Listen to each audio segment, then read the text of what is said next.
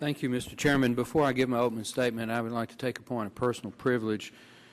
I know that you know this, but our colleague, Mr. Rick Boucher of Virginia, his mother has passed away. He's not here because of attending the funeral arrangements. And Mr. Chairman, those of us that pray, our prayers are with Mr. Boucher.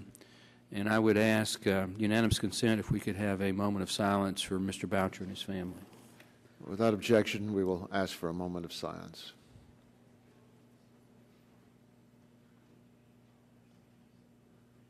Thank you, Mr. Chairman.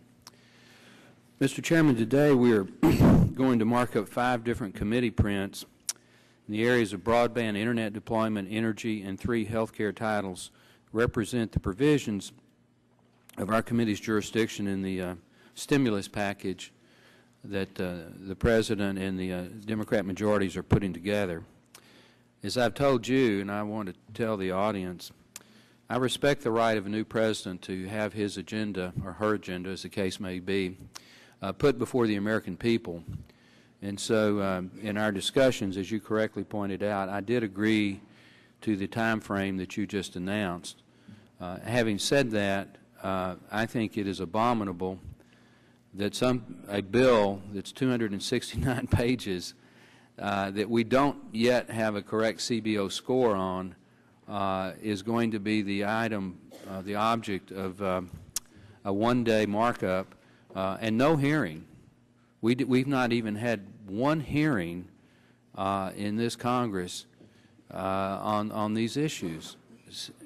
That, again, I know the pressure that you're under, Mr. Chairman, but it is truly an insult to this committee, and I would say to the committee system, that we couldn't have several weeks to review this, perhaps have 3 hearings on each section of a hearing on each section of the bill, so that we could get a little bit more information before we make some of these decisions.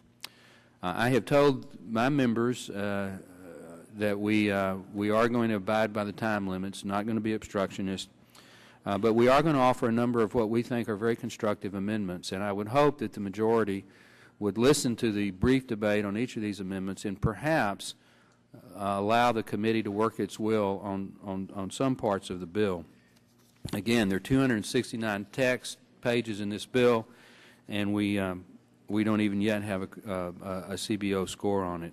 With regard to some of the sections in the bill, the base print in the energy title has a provision that if our efforts to conserve energy bear fruit and we actually use less electricity, we give the governor of the state the authority to approve the right of the utilities providing electricity to raise their rates to offset the revenue loss because of the conservation gains.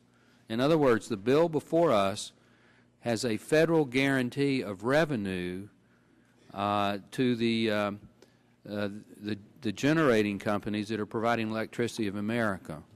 I think that is very anti-market, very anti-competitive, and so, Mr. Chairman, on that amendment you can expect a spirited debate.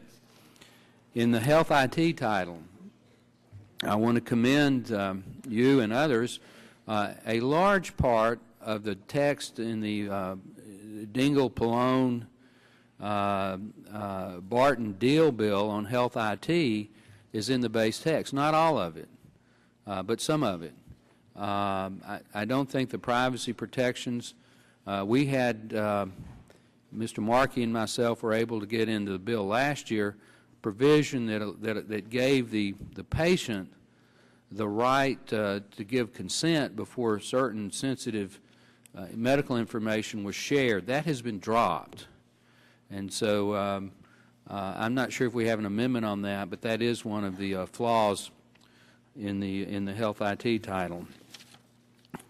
We also have a provision in the health title that gives individuals who lose their jobs but have private insurance the right to continue that private insurance, and the government will pick up the health care premium. 65% of the health care premium the individual has to pay 35%. On the surface, that's not a automatically bad idea, but there's no means test or revenue test.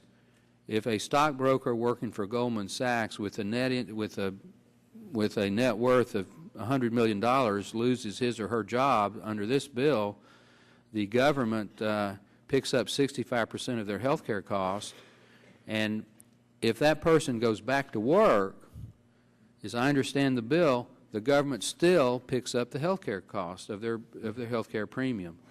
That's not right. And so we're going to have some amendments that deal with that, Mr. Chairman.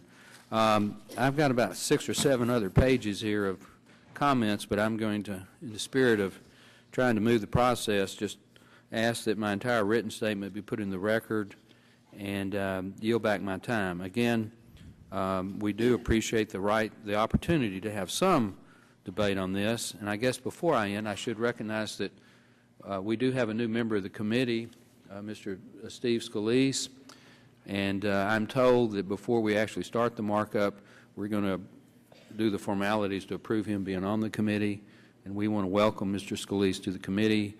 We remember with fondness former Chairman Billy Tozan from the great state of Louisiana, who was a valuable member, I might add, on both sides of the aisle at various times. Mr. Scalise is joining us, and we know that he's going to bring a Louisiana perspective to the committee's deliberations.